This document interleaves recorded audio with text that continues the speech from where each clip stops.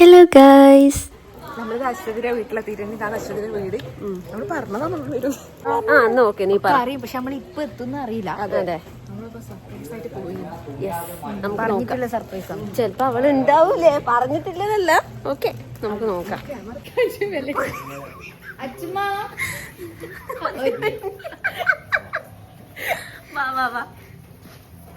വിളിക്കണ്ട, കോളിന്റെ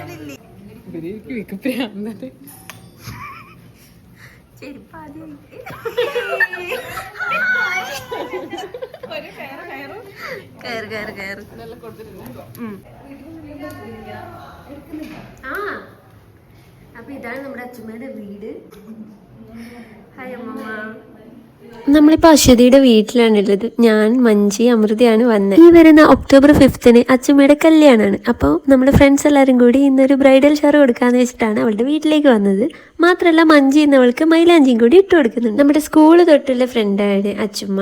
അച്ഛമ്മ എന്ന് പേരിട്ടതുപോലും ഞാൻ SSLC കഴിഞ്ഞപാട് എടുത്ത ഫോട്ടോ ആണിത്.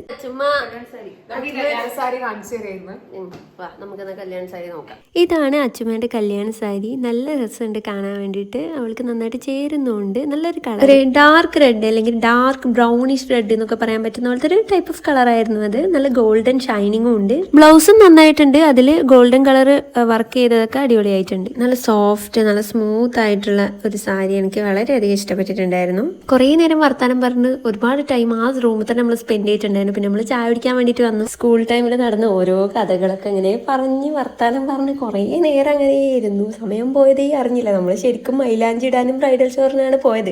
പക്ഷെ ആ കാര്യേ നമ്മൾ മറന്നു. ഇന്ന് നമ്മൾ 3 പേരെ വന്നിട്ടില്ലെങ്കിലും നമ്മളെ ഗ്യാങ്ങിൽ കുറേ ആൾക്കാരുണ്ട്. അവരെല്ലാവരും ഇനിയിപ്പം കല്യാണത്തിനല്ലേ, കല്യാണത്തിന്റെ തലേന്നൊക്കെ ഈ കഴിഞ്ഞ ഓണത്തിന് ഞാനും എൻ്റെ ഈ സ്കൂൾ ഫ്രണ്ട്സും ടെമ്പിളിൽ പോയിട്ടുണ്ടായിരുന്നു. അപ്പോൾ ആ വ്ളോഗ് കാണാത്തവരുണ്ടെങ്കിൽ അതും കൂടി ഒന്ന് കാണാൻ ശ്രമിക്കുക. അപ്പോൾ അതിലാണ് എൻ്റെ മൊത്തം സ്ട്രെങ്ത് ഉള്ളത്. ചായ പരിപാടിക്ക് ശേഷം പിന്നെ ഇതായിരുന്നു പരിപാടി. അവിടെ ഇങ്ങനെ ഓരോ മുക്കിലും മൂലയിലൊക്കെ ഇങ്ങനെ നമ്മൾ അരിച്ച് പെറുക്കി ഈ ഫോട്ടോ ഞാൻ വീണ്ടും എടുത്തിട്ടുണ്ട്. ഇത് നമ്മളെ 10th ഫോട്ടോ ആണ്. ഇതിൽ എന്നെ നിങ്ങൾക്ക് കണ്ടുപിടിക്കാൻ പറ്റുമോ ഗൈസ്? കണ്ടുപിടിക്കാൻ പറ്റിയിട്ടുണ്ടെങ്കിൽ ഒന്ന് കമന്റ് ചെയ്യണേ. അമൃതയും മഞ്ജിയും ഇവിടെ അവരെ LP സ്കൂളിൽ ഒരു ഫോട്ടോ കിട്ടിയിട്ടുണ്ട്. അത് നോക്കിയിട്ട് ഇങ്ങനെ ഓരോരുത്തരെ കണ്ടുപിടിക്കുകയാണ്. പിന്നെ ഞാനും അച്ചുമ്മയും LP തൊട്ടൊന്നും ഫ്രണ്ട്സ് അല്ലായിരുന്നു.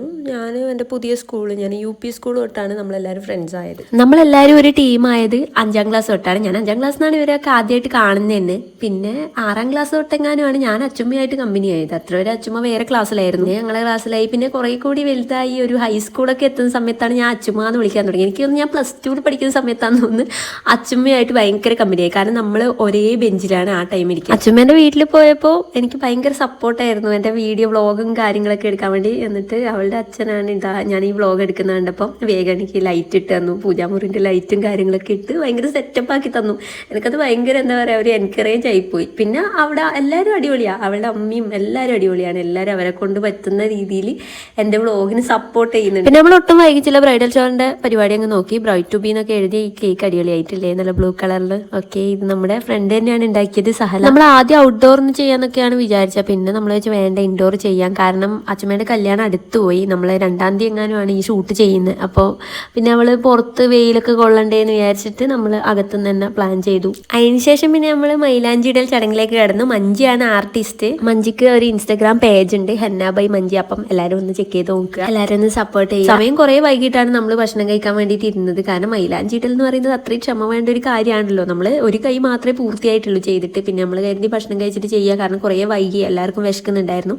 അങ്ങനെ നമ്മൾ ബിരിയാണിയാണ് കഴിച്ചത്. ബിരിയാണി അടിപൊളി ബിരിയാണി ആയിരുന്നു, നല്ല ടേസ്റ്റ് ഉണ്ടായിരുന്നു. ഭക്ഷണം കഴിച്ചതിന് ശേഷം പിന്നെ നമ്മൾ വീണ്ടും മൈലാഞ്ചിടൽ പരിപാടിയിലേക്ക് തന്നെ കടന്നു. മഞ്ജിക്ക് പുതിയ അസിസ്റ്റന്റിനെ കിട്ടിയിട്ടുണ്ട്. അസിസ്റ്റന്റ് അമൃത. അവളുടെ കഴിവുകളൊക്കെ പുറത്തിറക്കുന്നുണ്ട്. ഇനി മഞ്ജി ഔട്ടാവുക തന്നെ അറിയില്ല. ഹലോ ഗൈസ്, അപ്പൊ സമയം ഇപ്പൊ എത്രയായി? 6:25. ഓക്കെ, നമ്മൾ ആകെ ടയർഡായി പോയതാ. നമ്മുടെ റിസൾട്ട് ആർട്ടിസ്റ്റ് മഞ്ജി. ഓക്കെ, അപ്പൊ ഇൻസ്റ്റാ പേജെല്ലാം പറയുന്നുണ്ടാ, ഇതില് വെളിപ്പെടുത്തുന്നുണ്ടാ? ഇല്ല. ഓക്കെ, എന്നാ നമുക്ക് പിന്നെ ഒരു ദിവസം കാണിക്കാം. മഞ്ജി. ഓക്കെ, അപ്പൊ ബൈ. അപ്പൊ ഇനി നമുക്ക് എപ്പോഴാണ് കാണുന്നത്? കല്യാണം തലേ ദിവസം കാണാം, വേറെ ലുക്കിൽ അല്ലേ? Okay, by.